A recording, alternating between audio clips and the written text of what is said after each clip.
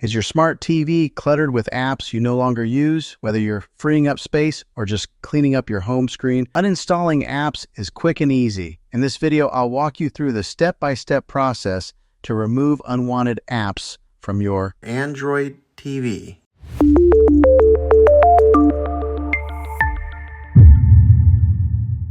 First, turn on your smart TV and grab your remote. Now, navigate to the Apps or Applications section of your TV. Depending on the year of your TV, this might be found under Settings or directly on the home screen. Step 2. Select the app you want to uninstall. Once you're in the Apps section, scroll through the list and find the app you want to remove. Highlight it using your remote. Step 3. Uninstall the app. Now select the app and look for the Uninstall or Remove option. On most smart TVs, you can do this by pressing and holding the OK or Enter button on your remote. A menu should pop up with the option to delete or uninstall the app. Confirm your choice and the app will be removed from your TV.